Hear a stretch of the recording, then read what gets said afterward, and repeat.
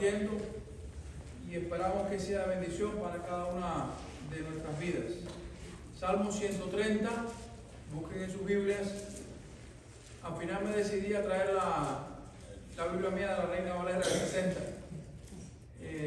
porque me estaba debatiendo entre traer la Reina Valera actualizada, que recuerdo que un profesor mío del seminario, que ya murió, por el Monfa, decía que no era ni Reina Valera ni actualizada, no sé por qué le tenía tanta aversión a la Reina Valera actualizada.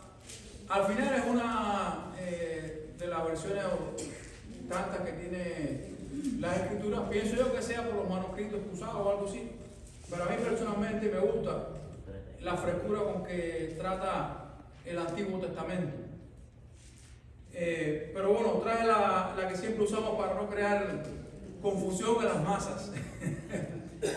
Salmo 130, dice la escritura: de lo profundo, oh Jehová, a ti clamo, Señor, oye mi voz, estén atentos tus oídos a la voz de mi súplica. Jehová, si mirares a los pecados, ¿quién, oh Señor, podrá mantenerse? Pero en ti hay perdón para que seas reverenciado. Esperé yo a Jehová, esperó mi alma en su palabra, he esperado. Mi alma espera a Jehová más que los centinelas de la mañana, más que los vigilantes a la mañana. Espere Israel a Jehová, porque en Jehová hay misericordia y abundante redención para con él, y él redimirá a Israel de todos sus pecados.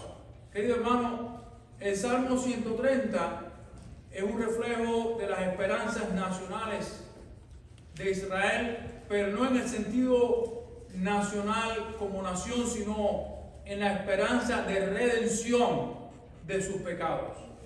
El Antiguo Testamento trata precisamente del pueblo de Israel, de cómo Dios lo formó y redimió a la nación, pero muchas veces se habla de la redención en términos de salir de la explotación de los enemigos o de ser liberado de los enemigos, pero especialmente este salmo trata de algo que va más allá de la esfera física, habla de la esfera espiritual, del perdón de los pecados, de la redención de los pecados. Y eso es precisamente lo que trata el Antiguo Testamento, de la promesa que Dios le hizo a Abraham y de cómo Dios, a través de la nación de Israel, cumplió esa promesa con la venida y el advenimiento de Cristo.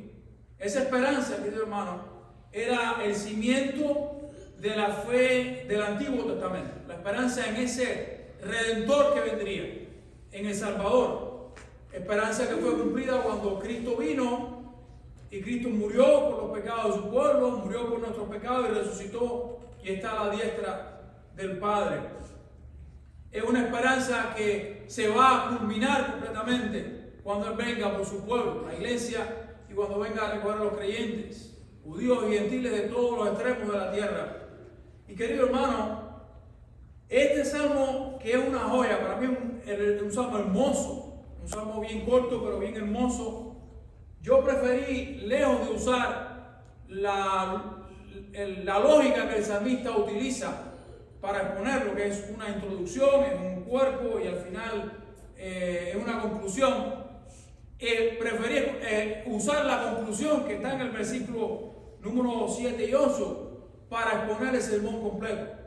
O sea, la conclusión es cómo es que Dios perdona nuestros pecados. ¿Cómo lo hace? Ahí responde a 3 preguntas relacionadas con el perdón de los pecados. Y esas 3 preguntas son las que voy a utilizar yo para exponer el Salmo. La primera pregunta es el por qué Dios perdona al ser humano. Y Él lo hace por su misericordia. Los versículos 1 al 4 establecen de una forma clara la misericordia del Señor. Comienza el salmista pidiendo a Dios. Comienza con un clamor a Dios para que Dios escuche su súplica, su oración, su clamor, para que Dios mire y escuche la oración de su siervo que está pidiendo y clamando a Él por misericordia. Y querido hermano, la misericordia es un término que en la Biblia podemos definirla como o se define para mí mucho mejor hablando en forma negativa. O sea, si bien la gracia es que Dios nos da lo que no merecemos, misericordia es que Dios no nos da lo que merecemos. O sea, Él nos da su gracia en lugar de su justicia. Eso es misericordia. Él nos da su amor en lugar de su ira. Eso es misericordia. Dios no nos da lo que merecemos, que es la justicia de Dios. Y la justicia de Dios quiere decir que Él tiene que disciplinarnos, que Él tiene que, por su santidad, Él tiene que condenar nuestro pecado. Él nos tiene que imponer un castigo. Y el Salmo refleja la angustia de este hombre, de un hombre que conoce a Dios y que tiene una fe personal. Fíjense, cuando usted lee el Salmo se da cuenta que este salmista no era un fariseo de los tiempos de Jesús, que no era un hombre hipócrita, era un hombre que tenía una firme y convicción de su fe en el Señor, en la redención que Dios traería a su pueblo. No está hablando de ofrecer sacrificios, no está hablando de todos los rituales del Antiguo Testamento, está hablando del fundamento de esos rituales, del fundamento de toda la Biblia, que es la fe y la confianza y la esperanza en el Dios y Salvador de Israel, que es nuestro Dios y nuestro Señor Jesucristo. El Salmo habla de ese clamor profundo desde lo más profundo de su ser. Ahí es donde yo, utilizando la Reina Valera actualizada, hace esa anotación. Oh Jehová, de lo profundo. ¿Pero lo profundo de dónde? Dice, de mi ser. De lo profundo de su ser, de su alma, clama al Señor. Un ruego desde lo más hondo de su ser. Y es evidente que el salmista conoce a Dios. Evidente es que él sabe que Dios en su misericordia perdona los pecados de su pueblo y sus pecados también.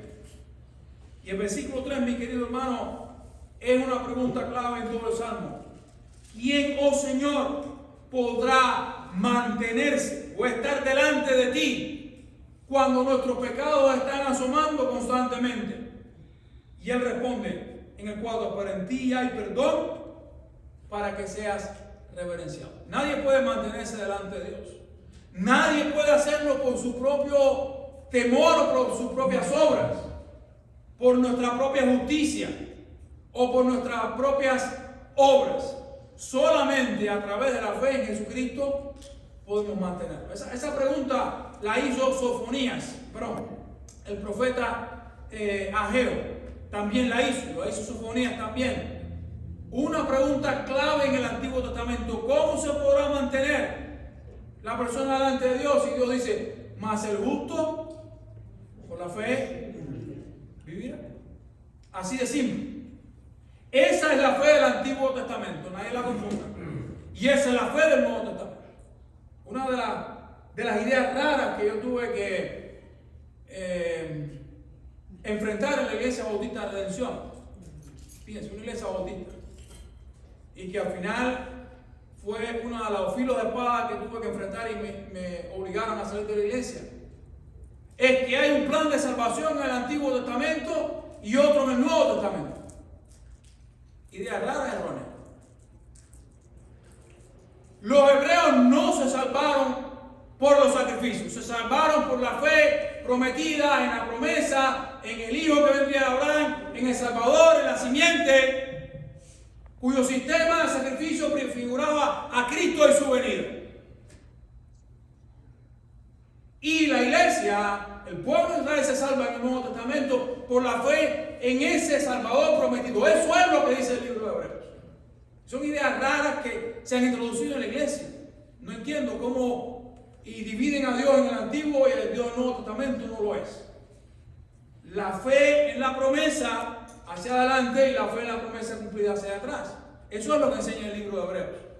Eso es lo que el autor de los Hebreos trata de explicarle a los creyentes del Antiguo Testamento, que entonces abrazaron la fe cristiana pero que estaban regresando a la práctica. Les digo, no, eso no es así.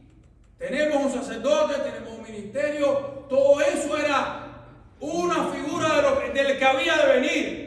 Y la fe es la fe en la promesa, y Abraham fue salvo por la fe en la promesa, y los patriarcas fueron salvos en la promesa. Y dice, bueno, la ley, ¿para qué sirve? Fue añadida, dice Pablo, a causa de las transgresiones, para que se manifestase el pecado, y entonces miráramos a la redención. Mi querido hermano, a mí me admira la fe de este salmista. Es realmente pura, es realmente sencilla, es una joya de la fe del Antiguo Testamento. Y él dice, pero en ti hay perdón para que sea reverenciado. Y ahí está, mi querido hermano, la misericordia de Dios. Dios perdona por su misericordia. Y hay un propósito. A veces nosotros los seres humanos nos confundimos y creemos que merecemos el perdón de Dios. Y saben, Dios otorga el perdón para su gloria, para su misericordia. Su misericordia lo otorga para su gloria, por eso Él nos salva. No me salva por mí, sino por Él, por su gloria, para que Él sea reverenciado en las naciones, como muchas veces repiten los salmistas en el libro de Isaías, para que tu nombre sea reverenciado, para que tú seas conocido. Ahí está el propósito, vamos a decir, redentor, y el propósito evangelístico del pueblo de Israel. Israel no cumplió con la gran comisión, no lo hizo. Encerró su fe, la encasilló en el templo, en una fe nacional, y Dios tuvo que destruirlos como nación para que el evangelio entonces se expandiera. Tristemente pasó así en la historia de Israel, por eso se desapareció el templo completo, porque es que la fe era nada más localizada al templo, y el propósito de Dios nunca fue formar una nación para su gloria, para traer redención, pero para llevar su gloria al mundo entero. Por eso la fe de la iglesia no se centra a las cuatro paredes del templo, porque la iglesia, mi querido hermano, ha sido encomendada a compartir esta fe. Y eso es lo que el salmista está enseñando. La segunda pregunta que responde es cómo Dios perdona. Y Dios lo hace cuando escuchamos su palabra y tenemos fe. Dice el versículo 5 y 6. Esperé yo a Jehová, esperó mi alma. En su palabra he esperado. Mi alma espera a Jehová más que los centinelas a la mañana, más que los vigilantes a la mañana. Está hablando de las personas que hacen guardia, aquellos que están con ese desespero porque llega la mañana para terminar su día. Y él está diciendo que su alma está esperando, 3 veces lo repite, esperando en el Señor, esperando en su palabra, esperando en el Señor. La palabra esperar significa fe, significa confianza, significa que es ese Dios del Antiguo Testamento, su fe, su esperanza, su confianza. Y esperó en Él con toda su alma. Y en el Antiguo Testamento, cuando se habla de alma, no se refiere a la parte espiritual o al espíritu. La Biblia es clara en el Antiguo Testamento que Dios creó al hombre y llegó a ser un alma viviente, o sea, un ser viviente. Para el hebreo, en su mentalidad, el ser humano es alma, o lo que es lo mismo, cuerpo y espíritu. Es un alma viviente. Esa unión del cuerpo y espíritu es el alma viviente. Y es lo que algunos teólogos han tratado de explicar. Pero para mí la idea más exacta es que alma se refiere al ser como tal. No podemos separar el espíritu del cuerpo, porque si lo separa, ¿qué pasa? La persona muere. Por lo tanto, somos un ser viviente. Y lo que está diciendo el salmista es que todo su ser, sus emociones, su espíritu, su cuerpo, su mente, su corazón, todo estaba volcado en esperar el perdón y la salvación de Dios. Esperar es sinónimo de fe, de confianza personal, y él menciona en su palabra he esperado. Querido hermano, la fe viene por el oír, y el oír por la palabra de Dios. Es lo que menciona Romanos capítulo 10, versículo 14. Nadie se salva aparte de escuchar el evangelio. Eso es lo que la Escritura enseña. Ese es el plan de Dios. No hay salvación si no hay evangelio. No hay salvación si no se escucha la palabra del evangelio. Eso es todo lo que yo puedo decir. Las preguntas sobre cómo se salvan los esquimales o la gente que vive en el Himalaya. No me la haga. Lo que enseña la Escritura es que la salvación es por la fe personal en Jesucristo. Y la fe viene por el oír y el escuchar entonces la palabra del Evangelio. Si no se escucha el Evangelio, no hay salvación. Es la redención y el plan de Dios. Y no creo personalmente que Dios tenga dos planes, a no ser que me equivoque, y bendito sea Dios si me equivoqué.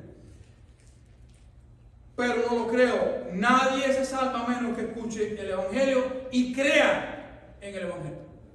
Y repita las palabras del Evangelio: yo soy un pecador, yo estoy condenado, Cristo es el Señor que murió por mis pecados y yo me salvo por la fe en Él, que tengo, que un día va a venir por mí y voy a estar con Él por la eternidad. Esa fue la palabra del Evangelio que se predicó. Dice Pablo: este es el Evangelio que predicamos, que Cristo vino a este mundo, que vivió entre nosotros, que fue rechazado, que fue crucificado y que resucitó al tercer día. Y termina en ese capítulo 15 de 1 Corintios diciendo que vendrá por su iglesia. Querido hermano, la tercera pregunta que responde el Salmo es: ¿qué es lo que Dios perdona? Pues obvio, los pecados. Dios perdona nuestros pecados. Los versículos 7 y 8 dice que esa esperanza se enfocaba en la misericordia de Dios, porque había abundante redención, porque Él redimiría a Israel de todos sus pecados. Ese fue el mensaje que Dios le dio a María. ¿Que vendría qué? Un Salvador, porque Él traería salvación de todos sus pecados al pueblo. El párrafo resume y destaca la seguridad que podemos tener en Dios por su perdón de pecados, por su misericordia, como lo hace este salmo, cerrando y afirmando la misericordia de Dios, querido hermano, que es abundante, la redención que podía esperar Él y el pueblo de Israel. Porque fíjense que primero está hablando Él en lo personal y después dice: Israel, la nación, en Dios hay perdón, en Dios hay salvación, Él trae abundante perdón de pecados. Ahí Él pasa de la esfera personal a la proclamación al pueblo del perdón que hay, la redención que ellos podían esperar y que estaba de acuerdo a las Escrituras. Es lo que el salmista se está refiriendo: el perdón completo de los pecados. Mi querido hermano, en esta mañana usted y yo podemos darle gracias a Dios por su misericordia, porque ha sido abundante, porque el perdón que nos ofrece es infinito en la persona de nuestro Señor y Salvador Jesucristo, porque podemos tener confianza en Él, porque podemos escuchar las Escrituras, ser convencidos de pecado, de justicia y de juicio, saber que Dios nos perdona de forma abundante, que ese perdón es traído a través de la palabra del Evangelio y la fe en el Señor Jesucristo. Y que ese perdón, mi querido hermano, es eterno. Una vez que Dios nos ha perdonado, lo ha hecho para siempre. Vamos a orar. Padre, te agradecemos inmensamente, Señor, por tu misericordia y por el perdón que no merecemos. Pero es para tu gloria y para nuestra salvación, Señor, y nuestra dicha. Oramos en el nombre de Jesús. Amén.